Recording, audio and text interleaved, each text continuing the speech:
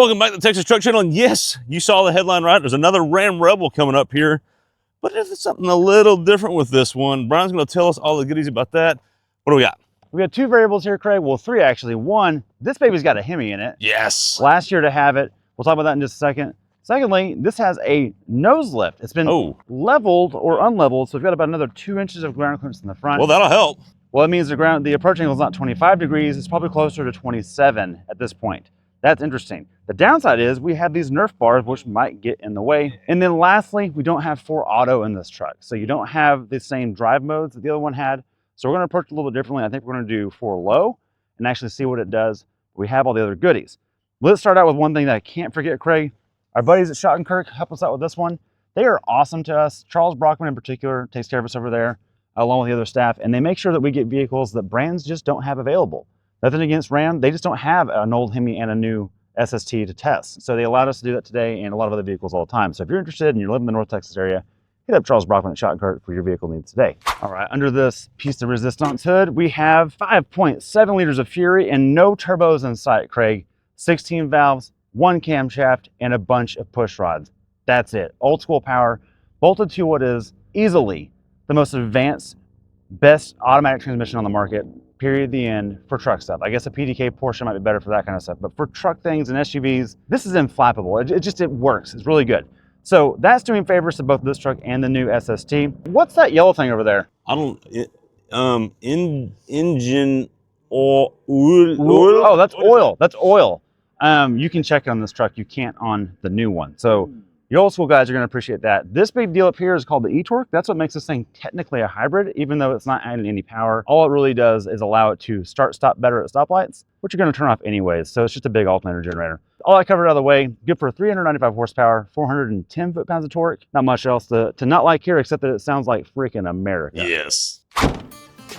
Top of the morning, guys. It is, well, it's a brisk December morning here at Texas Truck Channel, and I'm working on plotting our next trip to the Ozarks, and that's what I want to talk about today's sponsor for this episode, OnX Off-Road. New features on this thing are awesome. They allow you to plot waypoints, check out trail reports, conditions of recent use, know if your rig, like ours, is ready and equipped to do certain things, which this one always seems to be. All that aside, I love that you can get out there and plan an actual route how to get there from your house, and also check out all kinds of things about conditions that are hundreds of miles from where you might be right now. We use it all the time. We're doing a trip in about a month, and we're going to use it a ton. You'll see more ads there or more info there. If you want to try it out too, we've got a link down below where you can save some money on getting yourself set up with the Elite system on OnX. All that covered. Back to the episode, and thanks to OnX for sponsoring this episode. All right, now let's talk about the approach angle, Craig. The factory approach angle on this is 25 degrees, which is no slouch. And my favorite thing of this truck, Craig, this is like the ARB bumper you get on a Bronco or a Jeep. It feels like the same type of steel. It's there for a reason. The underbelly of this truck doesn't have any soft bits. And that's one of the complaints we had about our Tacoma that we off-roaded a lot, is this was completely plastic right here. And I was worried if we rubbed something, it was just gonna give way or we hit a deer or something like that. It's just, I want a truck to have a metal bumper up here. I think it needs to do some things like that. That being covered, also has tow hooks on the front, which are freaking beefy and have a lot of room to work around them. I'll just say right now, this wheel dates this truck. There's so much machine face pointing out. I don't love how it looks, but the tire looks cool with the raised white letters. These are technically all-terrains. They're Goodyear Duratrax. They handle like mud trains more than all-terrains, and they make noise closer to a mud train than an all-terrain. They're not awful. They're just not as quiet as some of its competition, and they don't handle that great. Not my favorite off-road tire. That being covered, they have huge siping blocks, and they work really well in this type of terrain. This is where it'll pay dividends. 275, 7018 comes out to about a 32-inch tall tire. Now back here, here's the magic, or the variance, Craig. That right there, that is a leveling kit. That is what people do to space out their vehicle. Now, that's not 2 inches, but the way it spaces the spring out, it equals 2 inches out here on the control arms.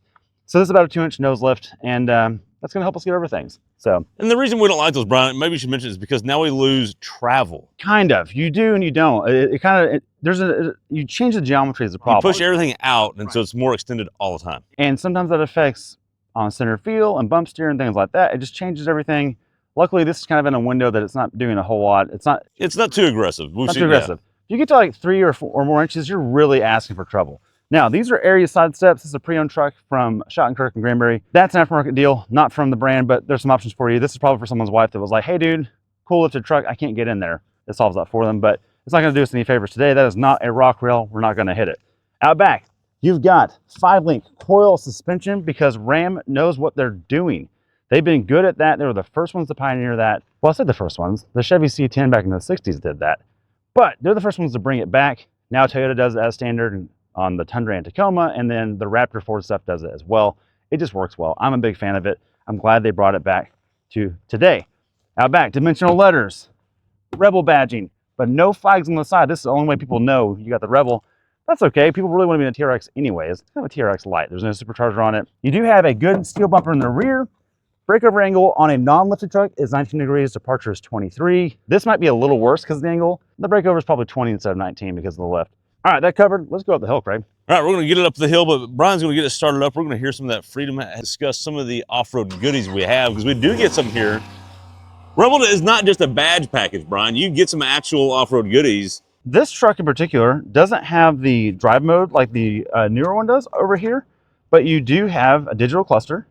Not that that matters for off-roading, but it is there. All right, so here, let's see what we have. Let's go to vehicle. We've got off-road pages. That is pretty cool, and there's usually, oh, look, there you go. So you've got your transfer case notifications. Sway bar disconnected. What? Does it have a disconnect? Okay, well, we found a glitch in the matrix, Craig, because there's no button here that mentions sway bars. I'm missing it if it's here. Hey, if you have a Rebel and you have a disconnectable sway bar that works, let us know. That's news to me. I'm embarrassed if we didn't know that. I think it's an infotainment glitch. I think it's an infotainment glitch. It does have steering angle, which is kind of cool. And then you have your accessory gauges that give you all of your coolant temps and that kind of stuff. You also have your bearing, like you're in a ship, and your altitude. If you're wondering, we're 736 feet above sea level here at the hill. And then my favorite, which is pitch and roll. I like that quite a bit. So, all being covered, Craig, we don't have 4 auto, which I'm happy about. I want to tackle this hill in 2-wheel drive diff lock with a little momentum and see what happens. So here we go. We're going to try 2-wheel drive with diff lock and see if we can't bump over that angle. And then we're going to have to be careful there because those Nerf bars, we'd like to get it back to the dealer with those intact. We'll see.